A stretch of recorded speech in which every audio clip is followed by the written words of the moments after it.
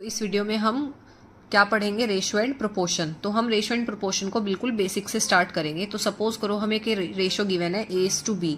सो यहाँ पे जो हमारी फर्स्ट टर्म होती है इसको हम बोलते हैं एंटीसीडेंट, एंड जो सेकेंड टर्म होती है इसको हम क्या बोलते हैं, कॉन्सिक्वेंट। अब सपोज करो हमें बोला गया कि इसका डुप्लीकेट रेशो बताओ। सो डुप्लीकेट रेशो हमारा क्या होता है, सो डुप्लीकेट रेशो हमारा A:B का डुप्लीकेट रेशो क्या होगा, A²:B²। अगर हमें बोला जाए ट्रिप्लीकेट रेशो बताओ, सो ट्रिप्लीकेट रेशो हमारा क्या होगा, A³ :B³। नेक्स्ट है हमारा सब डुप्लीकेट रेशो। तो अगर हमसे सब डुप्लीकेट रेशो बोला गया, सब डुप्लीकेट रेशो हमारा क्या होगा, A:B का √A:√B। नेक्स्ट हमारा आता है सब ट्रिप्लीकेट रेशो। तो हमारा सब ट्रिप्लीकेट रेशो क्या होगा, तो ये हमारा होगा √A:3B। सो नेक्स्ट है, अगर हमारा एक रेशो A:B इक्वल है दूसरे रेशो C:D के, सो हम क्या बोलेंगे, that ratios are in proportion. Means A:B proportional होगा किसके, C:D के। यहाँ पर जो हमारी A एंड D है इनको हम क्या बोलते हैं, एक्सट्रीम टर्म्स बोलते हैं। और जो हमारी B एंड C है ये हमारी क्या होती है, मीन टर्म्स होती है। अब यहाँ पर हमारा एक फॉर्मूला होता है, that product of extreme means A/D किसके इक्वल होगा, प्रोडक्ट ऑफ मीन के इक्वल होता है। तो इसमें यहाँ पर अगर हम बात करें, सो A हमारा क्या होगा, फर्स्ट प्रोपोर्शनल, B क्या होगा, सेकंड प्रोपोर्शनल, C क्या होगा, थर्ड, एंड D हमारा क्या होगा, फोर्थ प्रोपोर्शनल। तो यहाँ पर अगर हमसे फोर्थ प्रोपोर्शनल पूछे कि फोर्थ प्रोपोर्शनल बताओ, सो यानी कि D अगर हमें पूछा जाए, सो D इज इक्वल टू क्या हो जाएगा, BC/A।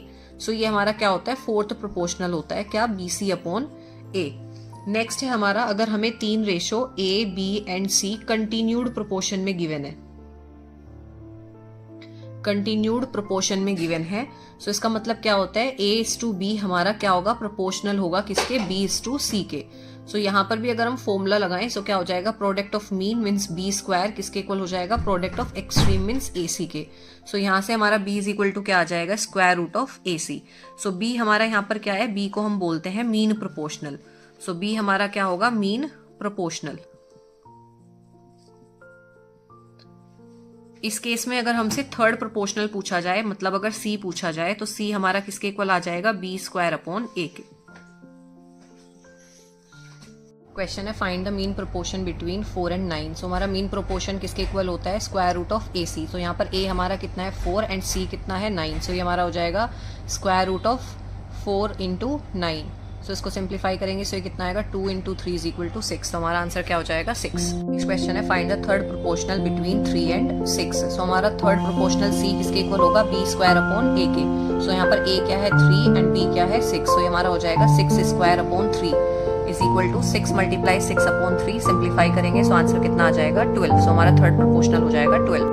नेक्स्ट क्वेश्चन है, find the fourth proportional to the numbers 6, 8 and 9। So हमारा फोर्थ प्रोपोर्शनल D किसके इक्वल होता है, B × C/A।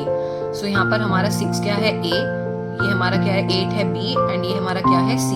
So D is equal to क्या होता है, B × C/A। सो B हमारा कितना है, 8, C हमारा कितना है, 9, एंड A हमारा कितना है, 6। तो इसको हम सिंप्लीफाई करेंगे, 2 × 3 = 6, 2 × 4 = 8, एंड 3 × 3 = 9। सो ये कितना आ जाएगा, 12। सो हमारा फोर्थ प्रोपोर्शनल क्या हो जाएगा, 12। सो इसमें हमें गिवन है A:B is equal to 2:1, B:C is equal to 4:3। So हमें फाइंड आउट करना है A:B:C। सो हमें इसमें कैसे फाइंड आउट करेंगे, सो हमें क्या गिवन है, A:B:C हमें फाइंड आउट करना है, और हमें गिवन क्या है, A:B। तो A:B को हम लिख लेंगे, हमें कितना गिवन है, 2:1। नेक्स्ट हमें गिवन है B:C कितना, 4:3। सो इसको हम नेक्स्ट लाइन में लिखेंगे, B:C कितना है हमारा, 4:3। सो अब हम क्या करेंगे, हम इसकी इसमें मल्टीप्लाई करेंगे, जो भी आएगा उसको यहाँ पर लिखेंगे, 4 × 2 = 8। इन दोनों नंबर्स की मल्टीप्लाई करेंगे, सो कितना आएगा, 4 × 1 = 4, एंड देन हम इन दोनों की मल्टीप्लाई करेंगे, सो कितना आएगा, 3 × 1 = 3। सो हमारा A:B:C कितना आ जाएगा, 8:4:3।